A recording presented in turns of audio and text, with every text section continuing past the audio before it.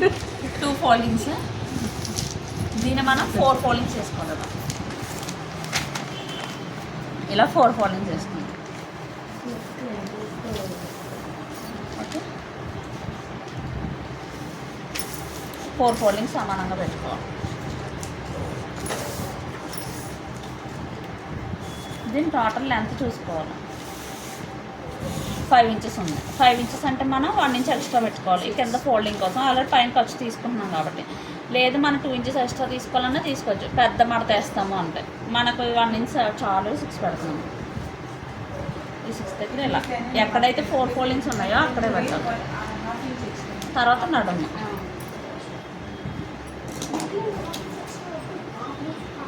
ఇది 8 ఇంచెస్ ఉంది. 8 ఇంచెస్ అని మనకు ఖర్చు ఇక్కడ అసలు లేదు కాబట్టి మనం 2 ఇంచెస్ ఎక్స్ట్రా తీసుకుని ఇటు 1 ఇంచ్ ఇటు 1 ఇంచ్ యాడ్ అవుతుంది. మనకు లావైనా కొద్దిగా ఇప్పుకోవడానికి. ఆయన మరీ ఇంత సన్నగా వేసినా తొందరగా ఊడిపోతుంది కూడా కొంచెం పెంచుకోవచ్చు. ఏదంటే 9, 10. 10లో సగం. ఇప్పుడు ఈ 4 ఫోల్డింగ్స్ ఉంది కదా, ఇది 2 ఫోల్డింగ్స్ ఉంది కాబట్టి దీంట్లో సగం చేయాలి. 5. ఈ 5 మనం కింద పెట్టాలి.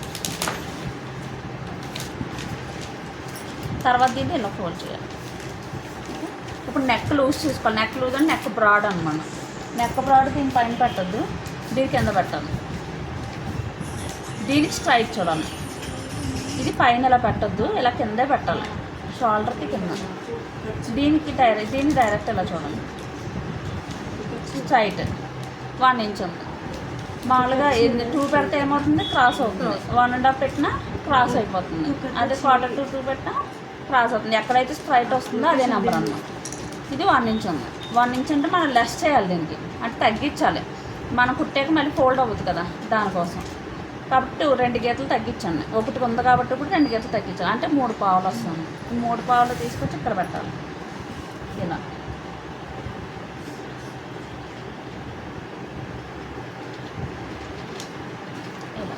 ఇప్పుడు గీత మామూలుగా గీసుకోండి కింద. దీని తర్వాత నెక్ హైట్ అన్నమాట. నెక్ హైట్ ఇలా క్రాస్ 3 ఇంచెస్ ఉంది. ఓకేనా, 3 ఇంచెస్ అంటే ఇది కూడా లెస్ చేసుకోవాలి. 1/2 ఇంచు. ఎందుకు లెస్ చేయాలంటే మళ్ళీ ఫోల్డింగ్ చేస్తున్నాం కదా, డీప్ అవుద్ది కాబట్టి 1/2 ఇంచు. ఇలా